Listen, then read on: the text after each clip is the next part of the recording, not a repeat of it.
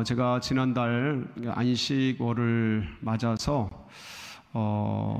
쉬면서 특별히 교단 해외선교위원회에서 주관하는 아메리카 권역 전략회의에 참석을 했습니다. 그때 남미의 페루를 갔는데 공항에 내릴 때까지 이상이 없는데 쿠스코 공항에 내리니까 거기가 해발 2,800m인 줄 알았더니요, 제가 자료 조사를 다시 해봤더니 해발 3,400m더라고요. 공항이 3,400m에 있는 거예요. 그래서 그때까지는 별 이상 없었는데 버스를 타고 쿠스코 시내에 내려서 버스를 내리니까 그 다음부터 몸이 좀 이상한 거예요. 가슴이 뭔가 이렇게 쪼이고 약간 호흡도 좀 답답해지고 머리도 살짝 어지러지를 해가면서 뭔가 이렇게 판단력이나 이게 약간 맑지가 않고 약간 흐릿흐릿한 거예요. 그래서 이게 뭔가 뭐 좀 이상하다, 얘기 많이 들은 고산병인가 싶은데 말은 할 수 없고 폐가 될까봐 끝까지 완주를 했어요. 같이 따랐는데 결국은 이제 호텔에 들어와서 결국은 이제 산소 마스크를 좀 쓰게 됐어요. 그런데 그게 뭐였냐면 고산병인 거예요. 고산병. 그래서 제가 이 말씀을 준비하면서 해발 3,400m에서 이 건장한가요? 이 건장한 사람이 고산병에 걸린다면 해발 5,000m 높이는 어떨까? 산소가 희박해질 텐데, 그럼 에베레스트 8,848m인데 거기는 어떨까? 거기는 공기가 희박한 정도가 아니고 너무 모자랄 텐데, 위험할 텐데, 그런 데 가면 어떨까? 그런데 놀랍게도요, 지금도 에베레스트 최고봉을 향해서 수많은 사람들이 등산을 해요. 이게 지금 에베레스트 최고봉 오르는 사람들이에요. 한두 사람이 아니에요. 쭉 그냥 아주 그냥 무슨 개미떼처럼 지금도. 근데 죽는 사람이 굉장히 많아요. 죽는 사람이. 예. 그냥, 왜냐면 산소도 없지, 저 그럼 손발 다 잘못하면 얼지, 막.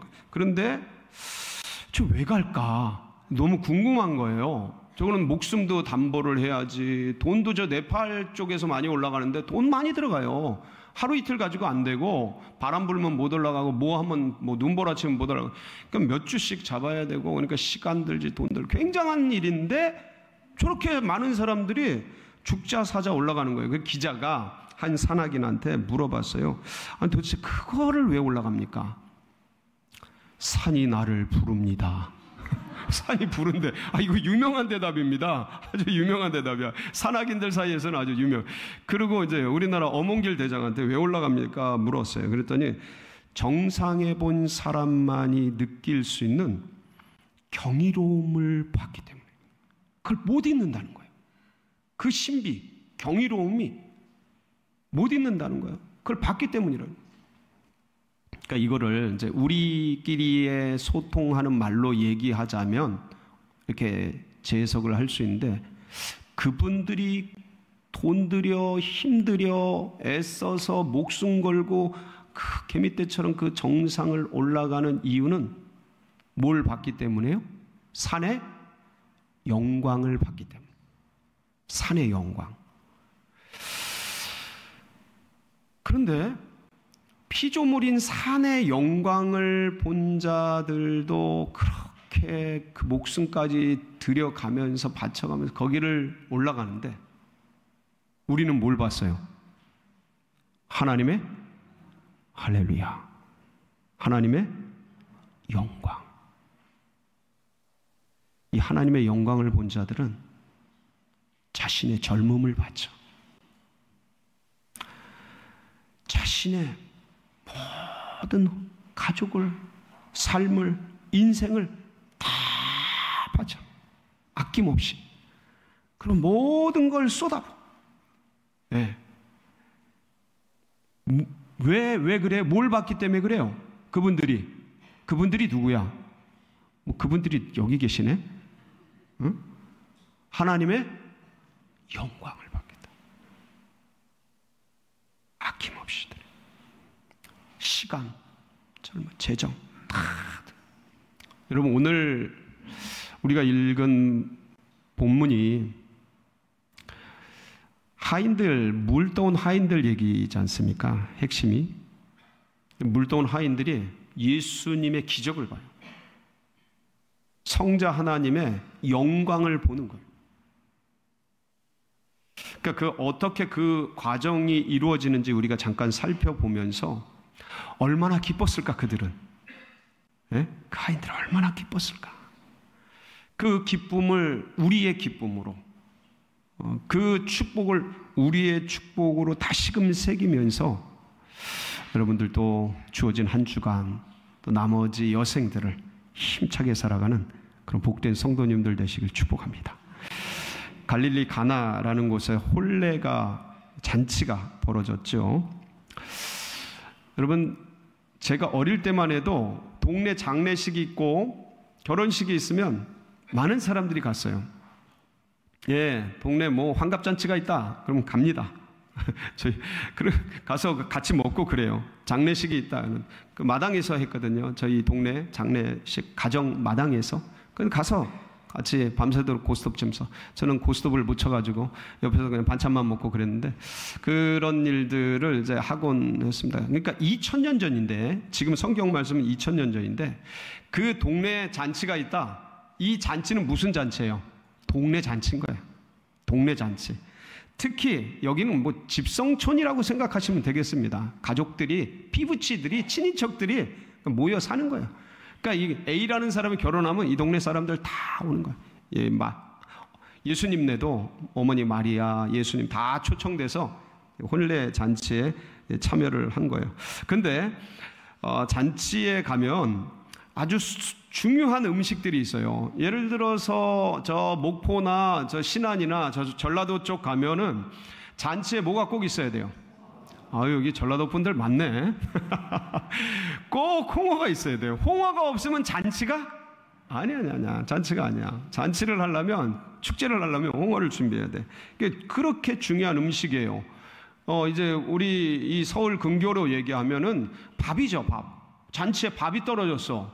그럼 그건 잔치가 아니죠. 지금은 밥도 많이 안 드시는데 예를 든다면 그런 거죠. 그것처럼 목포의 그 홍어에 해당되는 게 이스라엘의 포도주예요. 네. 포도주 떨어졌다. 잔치가 아니야. 그러니까 축제와 잔치여야 될 자리가 잘못하면 포도주가 떨어지면 이거는 완전히 초상집이 될 수 있는, 그러니까 성토장이, 뭐 하는데 포도주가 떨어지게 하냐라고 성토장과 원망장이 될 수 있는 그런 일이거든요. 근데 여러분, 갑자기 포도주가 떨어진 거예요. 잔치 자리에, 축제 자리에. 여러분, 이런 일이 있을 수 있다 없다? 그럼요. 인생을 살아가다 보면 인생이 축제 같고, 인생이 파티 같고, 인생이 잔치 같은데 가다가 보면 꼭 이런 일을 만나요. 포도주가 떨어지는 거야. 재정의 포도주가 떨어질 때도 있고, 꿈의 포도주가 떨어져서 낭만 가운데 사로잡힐 때도 있고, 관계의 포도주가 다 사라지고 아주 썰렁하고 냉랭하고, 부부간에, 부모 자녀 간에, 성도 간에 이런 거 포도주가 떨어져서 힘들어질 수 있고, 살다 보면 이 좋은 삶, 아름다운 삶, 대한민국 찬란한 금수강산의 아름다운 삶 속에서 꼭 포도주가 떨어지는 일들이 있더라.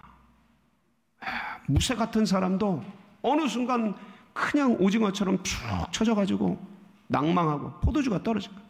그럴 때는 어떻게 해야 돼요? 포도주가 떨어질 땐? 포도주 사 먹어요?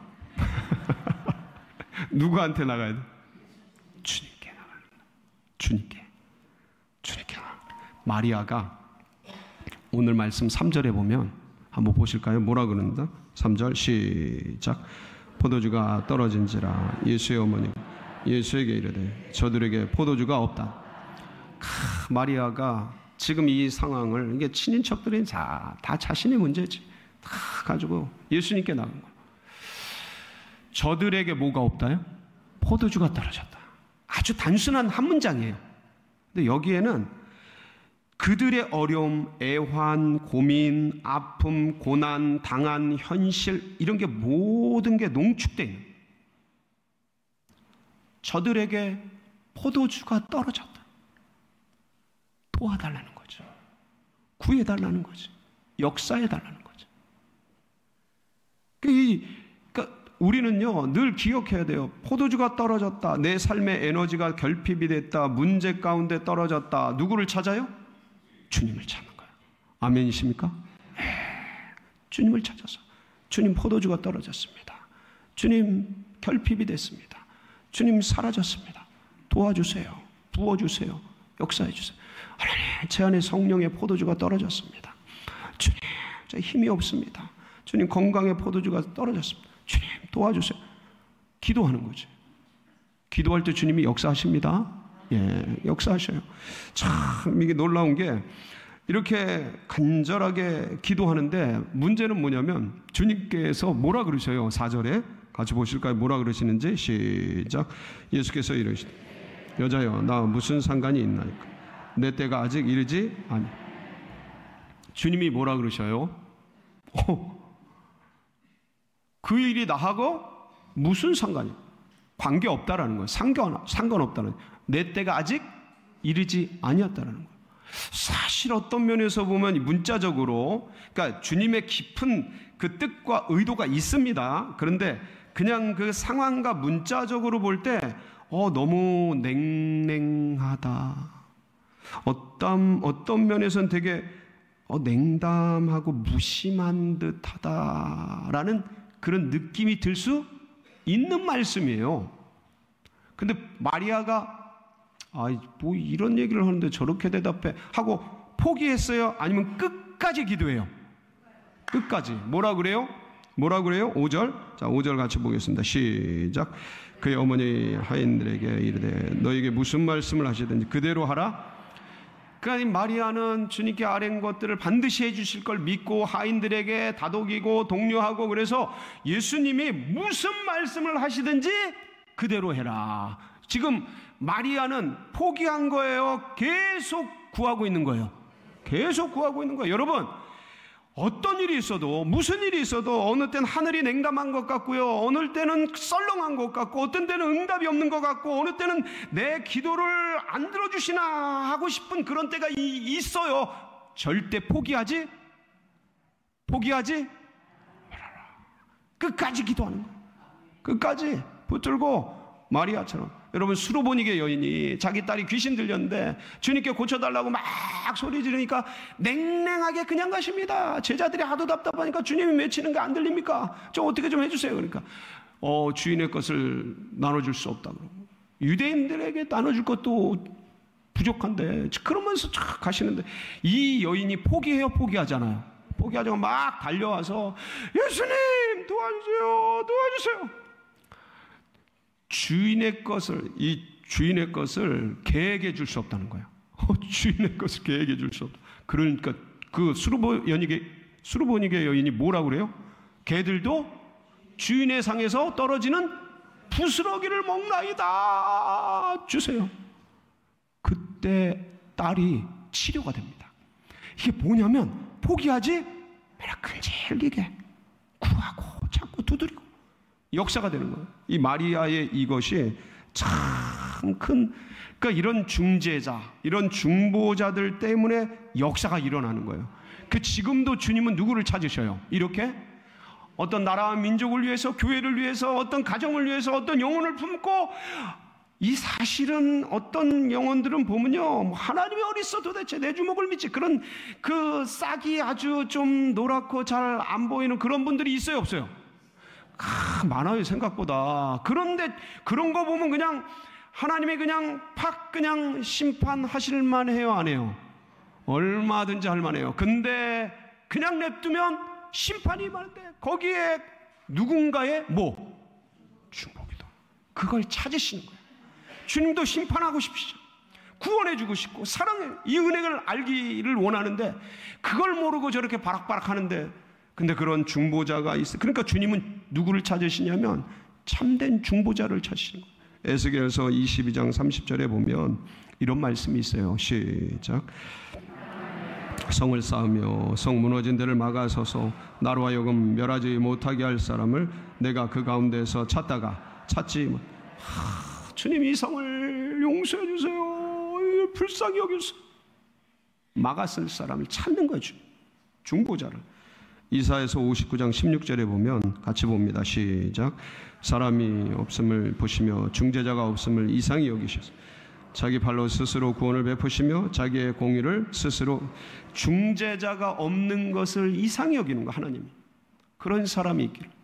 여러분들은 이런 배우자, 자녀, 부모, 영혼, 세론들, 그 전도할 그 영혼들 이름을 부르며 간절히 중보하는, 그래서 막아서는 진짜 마리아 같이 주님께 아뢰는 그런 성도님들 다 되시기를 축복합니다. 이분들이 많아야 돼. 그래 교회가 살고 나라가 살고 민족이 살아. 이 나라 민족 참 캄캄하잖아. 주님 불쌍히 여기소서. 주님 촛대를 옮기지 말아주시오. 간절하게 중보하는 용사들이 많이 일어나기를 축원합니다. 주님께서 이런 말씀을 마리아가 그 하인들에게 그런 말씀을 탁 해놓으니까 이 하인들이 또 그 음성을 따라가지 않습니까? 예수님이 하인들에게 이런 말씀을 하십니다. 뭐라 그래요? 항아리에 물을 채워라. 7절이죠. 같이 한번 봅니다. 시작. 예수께서 그들에게 이르시되 항아리에 물을 채우라 하신즉 아귀까지 채우니. 이 항아리가요, 요 당시에 이제 정결 예식을 위해서 이제 가정에 이제 항아리들이 있는데, 항아리가 요만한 게 아니에요. 요만한 게 아니에요. 요만한 것도 아니에요. 요만한 것도 아니에요. 요만한 것도 아니에요. 얼마네요? 보신 적 있어요? 예, 제 가나에 가서 제가 이거 본 거 똑같은 거예요. 요게 예, 인터넷에 있더라고요. 똑같아요. 이만해요. 근데 이게 그냥 보면 얼마나인지 어떻게 알아? 저 사람들 보이죠? 사람들 보시면 이 크기가 얼마나인지 알겠죠? 사람만 해요. 엄청 커요. 작지 않아요. 그래서 저게 몇 통이요? 예, 6개. 예, 6개가 쫙 있는. 저기를 가득 채워야 되는 거야. 어디까지 채워요? 아구까지 채우는 거야. 근데 여러분들 이 물을 조금 가져오는 건 큰 문제가 안 되는데, 저거는 단순한 심부름이 아니고 저건 노동인 거예요. 전문 언어로 노가다. 노동인데 이게 보통 일이 아닌 거예요. 저는 기억이 나요. 물 뜨는 게 얼마나 어려운지. 제 어릴 때 산에서 살았다 그랬잖아요. 산에는 물이 없었어요. 그 당시에 수도가.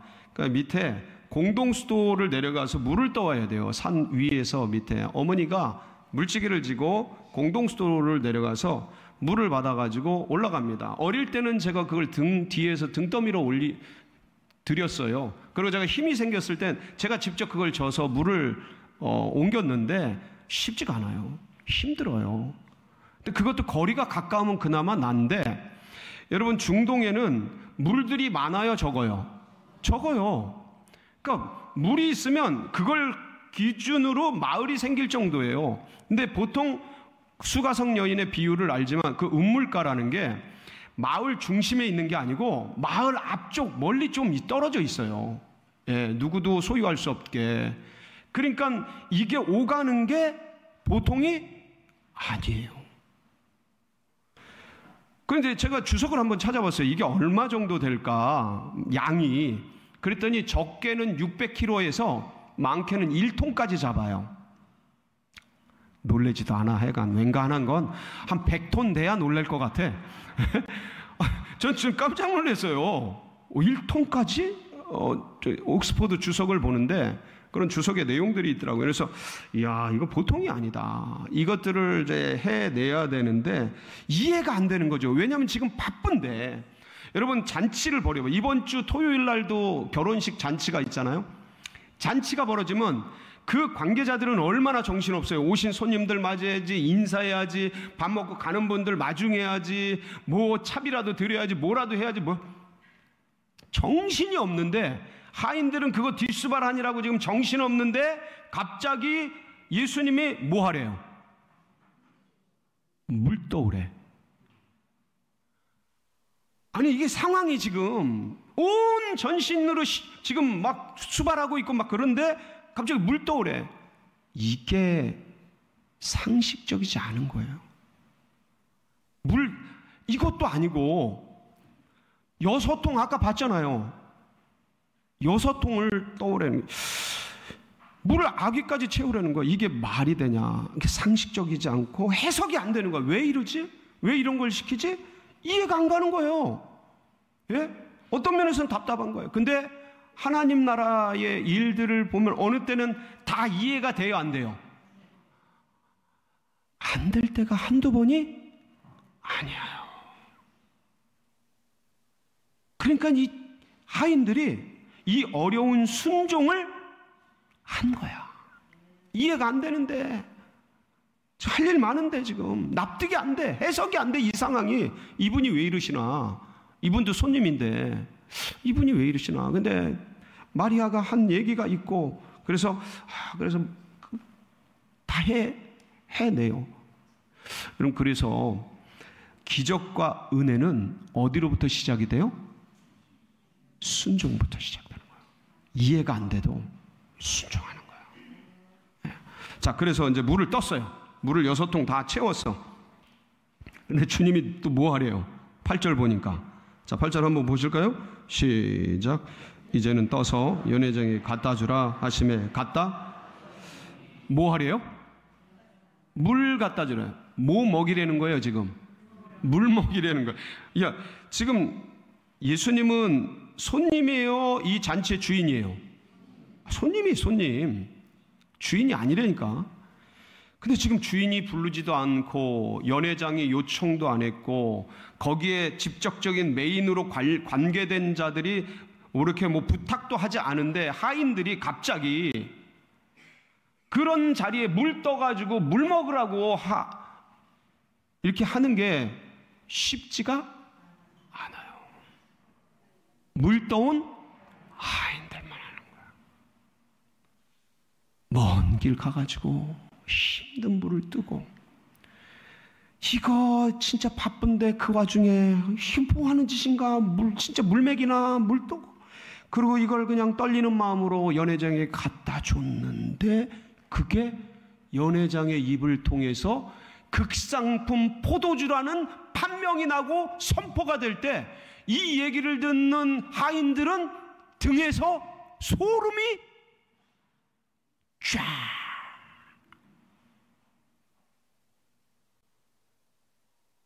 순종한 자들만 아는, 헌신을 해본 분들만이 아는, 아무도 몰라. 아무도 몰라. 이 기쁨을.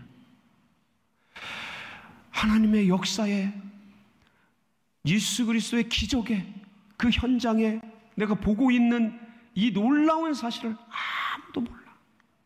뒤에서 남 모르게 헌신하고 수고하고 애쓰는 주님 나라 교회 위해서 자기의 젊음을 바치고 인생을 바친 그 수고를 아는 것 같아도 아무도, 누구만 아셔요? 주님만 아셔요. 물 떠온 하인들만 아는 거예요. 그 삶의 애환과 수고. 그러니까 이들은요, 이 모습을 보고 더 기쁜 게, 주님의 역사의 현장에 내가 있다라는 그 기쁨, 기적을 보고 있다라는 놀라운 은혜도 은혜이지만 더 놀라운 것은 이 기적과 은혜에 내 삶이, 내 수고가 드려졌다, 쓰여졌다, 바쳐졌다. 내가 물 또한 돼. 하인들이 많았는데 그들도 다 기뻤겠지만 이 물 떠온 하인 그 사람은 더 기쁜 거죠. 갖다가 드리는 이가. 주님께서 이 하인들의 섬김과 순종과 은혜를 정말 기쁘게 받아주시고 하인들이 기뻐했던 것처럼, 사랑하는 성도 여러분, 주님이 우리의 헌신을 기억하고 계시고 아시고, 아무도 몰라도 하나님의 영광을 본 이 기쁨을 가지고 이 한 주간도 일생을 살아가는 복된 성도님들이 되시길 축복합니다.